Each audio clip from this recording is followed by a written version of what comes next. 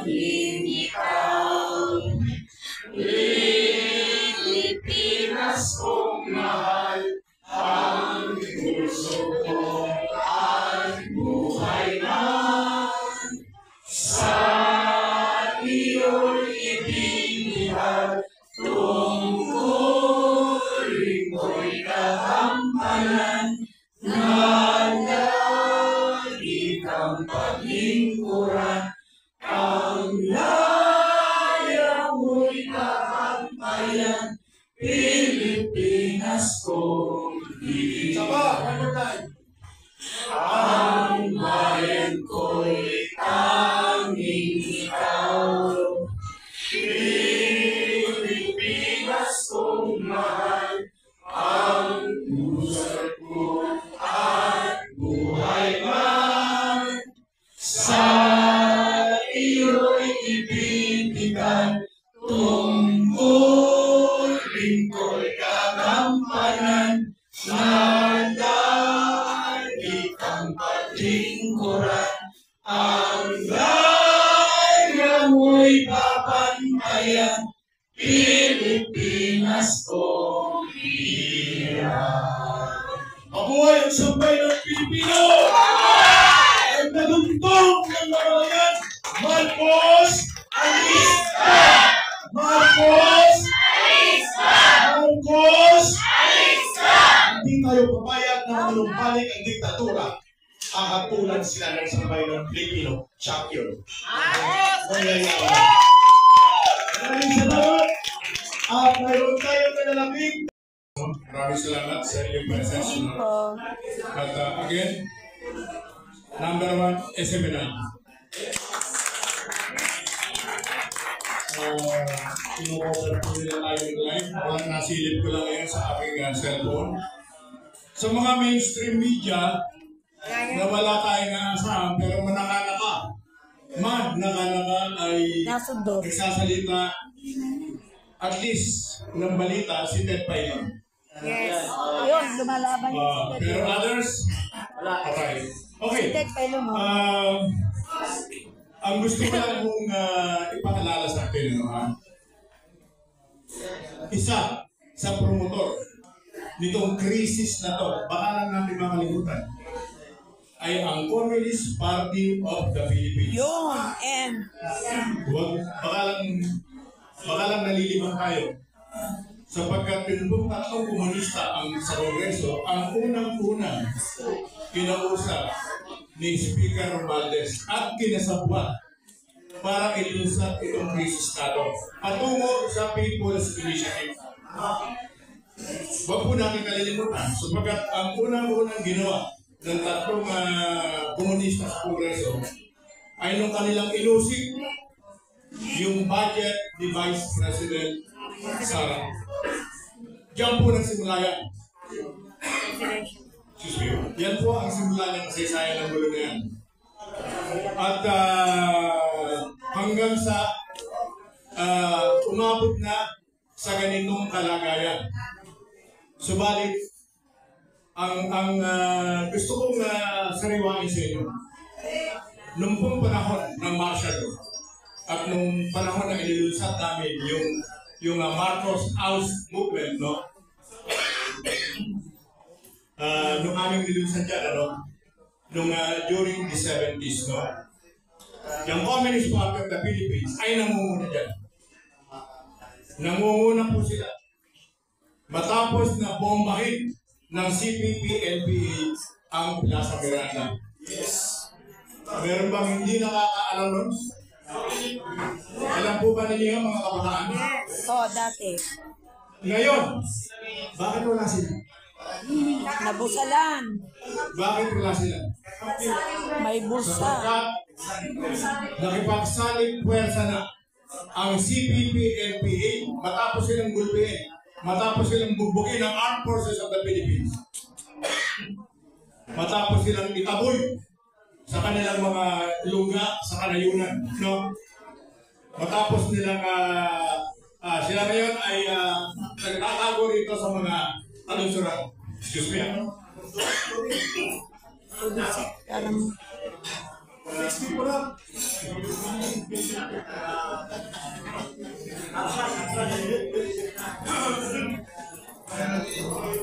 Thank you, thank you. Yun po ang aking ang laman ng aking gusto sa ipapit sa inyo. Huwag po natin kalilimutan ang partisipasyon ng mga komunista dito sa kaguluhan na to. Dito sa kaguluhan nito. At ang kaawang-awang BBM ay naligaw pa, nagawa pa nilang kausapin muli sa Utrecht. Sa pag-nais nilang sapagkat gulping-gulping na sila sa kalayunan. Ang mga saksi rito, nandiyan si kasama Mox, no? At yung mga indigenous people na pinalaya ng hukbong sa tataan mula sa pag-aalipin mismo, mula sa pang-abuso ng mga komunista. No? Ang CPP ngayon ay nagsisikap na makabangon. Nagsisikap sila makabangon sapagkat wala na silang mapupuntahan. Yung isang araw lamang ay nabalitaan natin na may mga sumuray na nakabataan sa Mindoro. No? Ang misyon nitong tatlong komunista, nakitirang komunista sa Kongreso ay makarecover sila. At ito'y nangyayari kung hindi natin doon sa taklo. Kaya ito ay isang issue natin kay BBM.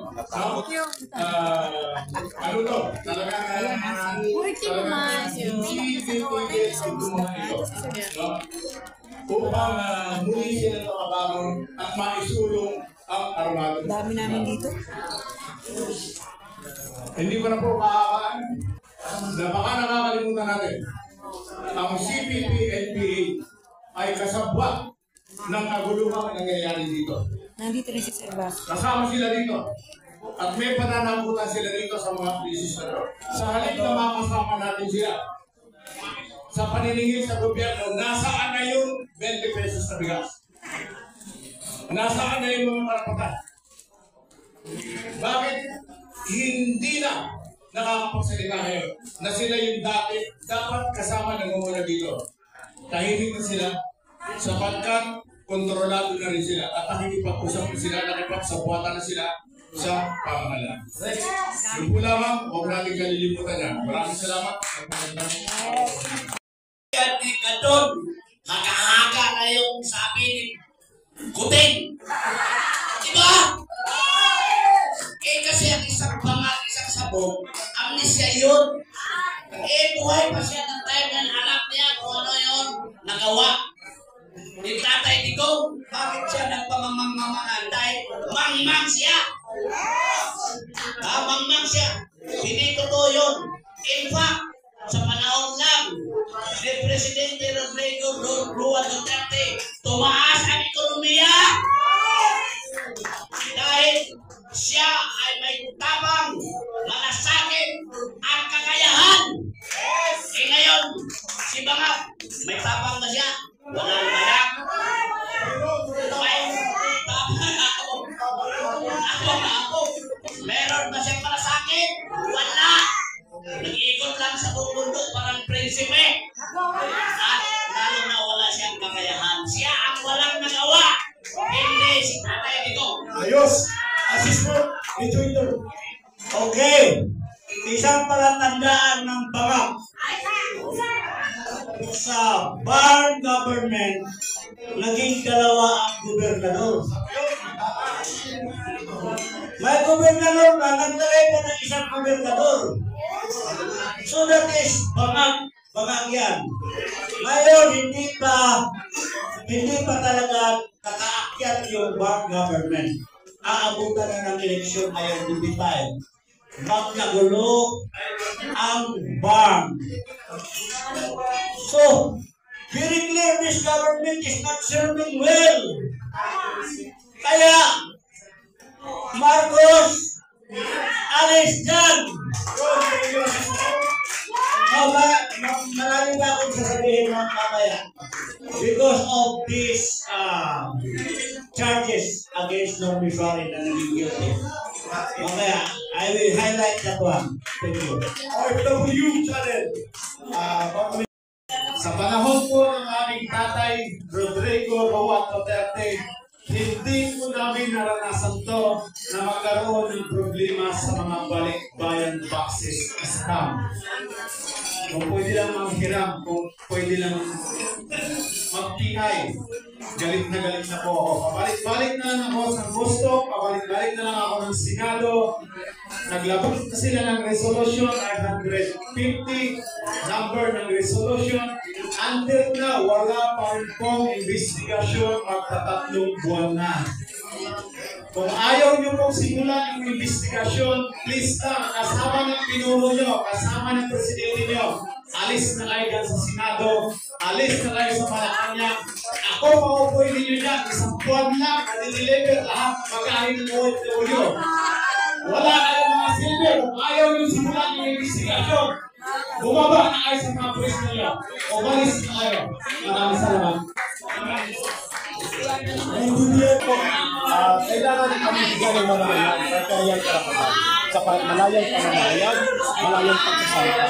Ito po pinabanggit sa sulat na binasa nila na kay former President Rodrigo Duterte.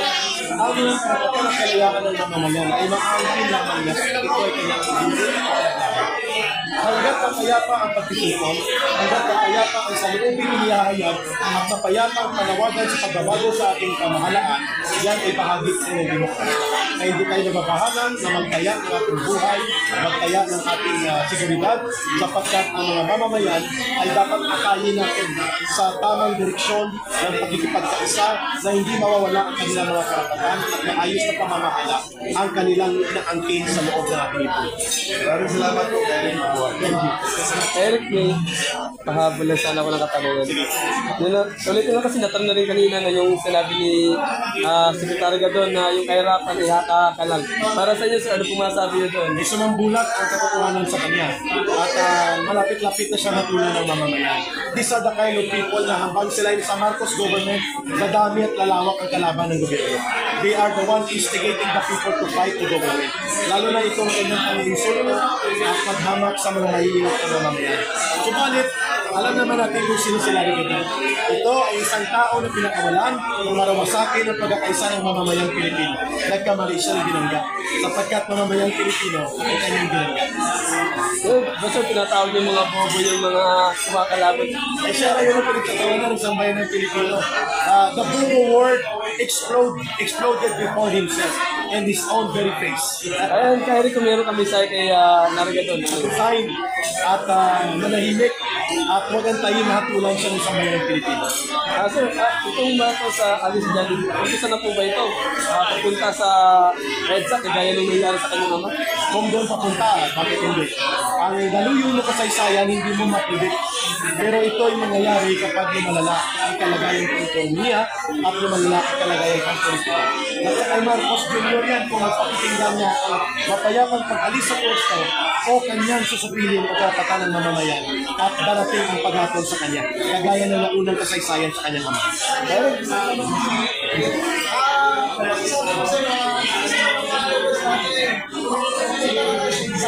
antayin natin ang mamamayan, ang himusga, antayin natin mag-develop ang lakas at lawak ng pagkakaisa ng mamamayan sapagkat yan ay darating, lalo na po ang kalagayan ay favorable para yan ang mangyari. Eric, ano kung masabi nyo nung meron kasi nagnalo na karaan sa liwas sa Bonifacio na nanawagan na VP Sara resign? May naglali ba? Parang yung bilang ng tao ay parang 32 katao na naman. At parang ang mga vendors doon ay nasayaran ng oras nila. Hindi nila malaman kung bakit may 32 katao na nagpunta sa liwas ng Bonifacio. Si Sara Duterte ay very popular, very performing, top level. Siya ay kinikilala bilang maayos na pinuno ng bayan. Ayun, meron pa kayo kahapon. Sinabi ni President Marcos na wala raw nagawa si Tatay Digong sa Yolanda victims doon sa Tacloban. Ano yun yung kapatid niya? At ang mamamayan ng Tacloban. Sapagkat yun ay isang kabalintunaan, kasinungalingan, at mukhang siya ay nag-ilusyon ang sinabi niya yun. Meron pa kayo paano pa ako. Lista ng mga Marcos na siguro a week before at different people ng mga 32 organizations at ngayon ay nabuo na more than 300 people tayo ng umaga United Pieces na basta. Tangon niya lang po, habang kami yung sayang kay President Marcos sa kayo. Hindi naman tayo maulit ang kasaysayan sa kanyang ama. Ang mamamayang Pilipino ang nagusga sa kanyang ama. Huwag naman tayo hutulong sa mas malupit sa kasaysayan